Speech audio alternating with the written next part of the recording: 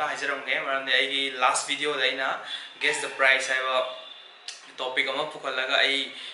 phone gi mobile do gi price mayam da suggest toro guess toro aduga yam simple of a gift ama lobio na hai gi bodo adugi winner ado koi coming Friday gi 8 PM da Instagram da live torse le ai gi di YouTube se live to we adri da Instagram do torse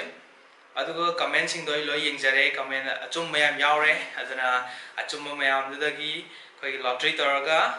laibak phawa hai tare luckiest person ama khalasi Friday numit ki 8 PM da mayam labak join to send biro aigi Instagram link description da hapamage plus somna kan thol amage adudi Instagram da follow to salaga stay tuned so ai party mayam ngasi di koi ai je Chagempomba na ko palak khalau re adagi kari maroi do kari pakon gram lay ram ado Chagempomba hojik loi sem sa loi gra ba koi friend na ma hawai jar lei hai moi da lomba ado Chagempomba no hojik tore ado di Chagempomba jai thongdar ke ba kawai to yengo haudum amra comment to solama makha da hojik ado de chakum changa thongai ra ge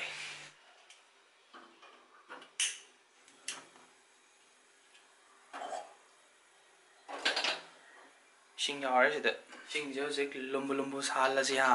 saida makhung atang kundan ge ma khat tu sana ba ngasi di koi na kai di ko non veg ta dum thong lai re ba do jik ti non veg hai bu ya tu nga hap tu ni na ado Chagempomba thong je ngasi di Chagempomba tho je saida phang ba machal khra torga yumdagi pork pakra julai ne tuna koi friend am gi mem da Chagempomba tho ga ina ka thom ko pakha pam ja ni na ko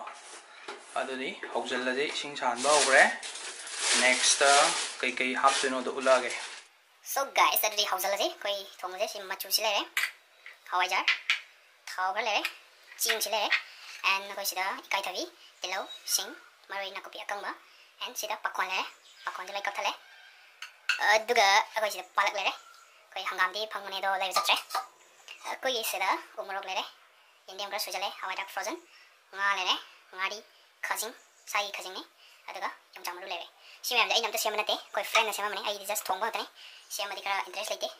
thongba kara pam jawe wani aduga chanam ko padiam noi adu eri zik sin lok sala je si intro kar je sai da si taw se koi thawani hawai jar kara hautu male hawai jar je u ga si ga morong mela chak tho jung ti de koi hap je si yendem je hap sala ge sida hapsal lamar na hawai dak si frozen ne lai pat kani dana si ikai thabi sum hapsal lage adu guys ai gena pakwan je kitang hapsang ne manam nusi reng bit lenga ba aduga ching je plop hapoi kara dang hapo si lagi nang ching yamal de uti je ma taw ne ko ai mamang taw re ching yaman ni ko sa atangai da ko sabna sa gi hapsal laga machu ji khuchu hala ju kisu kai de si dum kra ai di machu yam pam de si are wa la gawen hapa je adu eri thau kra hapsal je thau di kra pa me dang kem hap ke loi adu ga si tot khai virani ai khuche dum kan no ne mong man ne pi khut ka man ne adu dagi si sum tot khai virani si dum tot khai virani koi mayan je ko yami di haw ni Chagempomba je khang ya do ko di pai ta ngasi je suti je sum oi bai tare adu gi Chagempomba ta pom cha thok si sa da koi ne cha thok ne si am kan na tot cha ya de adu phai mix to dan video da dap to ni de sing chau le me adu kem kai de si lai re si na ni nga wai ngang ngai kai da hajen gi to mai so si na ko ju dak ta le adu di ko je na fa na tot khai yu do hapsal la je ba ko si le re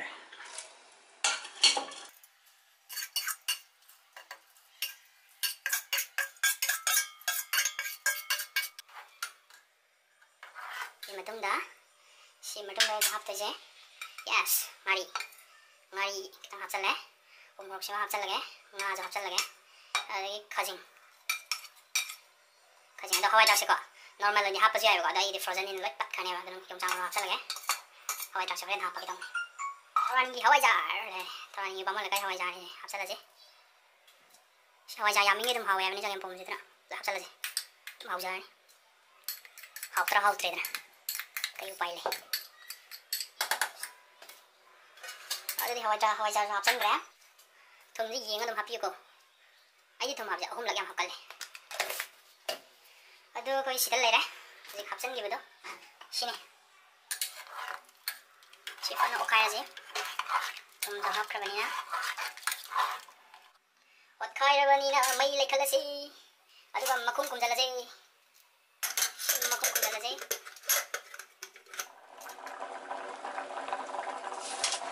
khoi singa tang sol la matung da sigi keno je maroi je haidi si keno ne ba pakon je khoi lai bada khangdaba mi yaw tar di dil hai bane dill dil natragana sabakki Canada maron da sabakki ko bone si je ko apsalaje aduga manam ka gan siwa horani si half khamina yam draba male pakon je ko adu ju yare next going sai hawai track to frozen do sidi bar pathar gani sima ga drop to sala next koi jang jo khai ra ba ko tang sol lage nakanda duga sok tok salaje sok to wait timing yaure jik jang se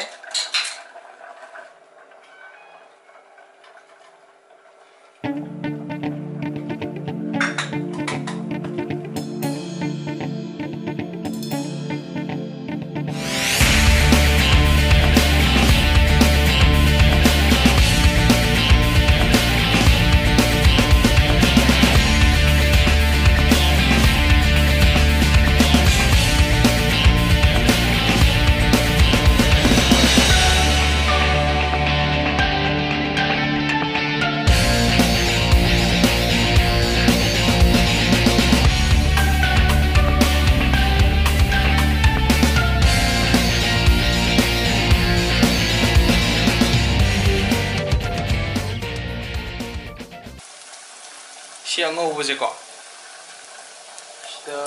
ngau ri bu poche karom na hap tu na hap da sai injang do sile do si injang gi da hap chan du ne ba hamra ai sidagi somna kan transfer tok sala je do de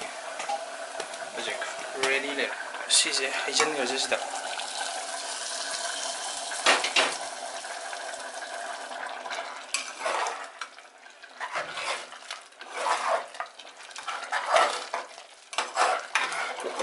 tari mi ai koche du ka kayam ola ka haw ne winjang ji hambra nga thong de yam odun he sa lan sana ne ma su jaina ek pam de ting yau da male kai morok su bu do hapchan territory jang si mor su je sa di sa ro ma chu tan tang hapchal la je ba ko ka haw no lai tai Koi zik thong ma loi hai kamai lai yengo manung da sawa yagadra yarodra kangde sidal lai re fajan di thong ra bane ka de mai chat tong ma le in khan da sina koi atop side dish ne ba gomra thangjing ga umuro ka met pa hai do sine mai chat to re ngasi de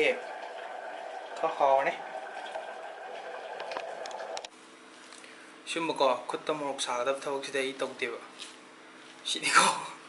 Am sahabane hamra shumbase mela kanda Ore luai kanda aduna Sigi thawak say paitiba ko Thongba katang idi Thongba di amna hao thonga meba Tai jungam budi ngamida Kut yam sahabda tallev si Mekha fana Hao na Hao traba Pudha re hong Dum haoni da se chaba Wow Kangau le ra Thangjing mikpa tilong machit am yaw re Chagempomba sida le re Wow tin yo le de haoni cha thoi ngai ngam dre So chak se sida le re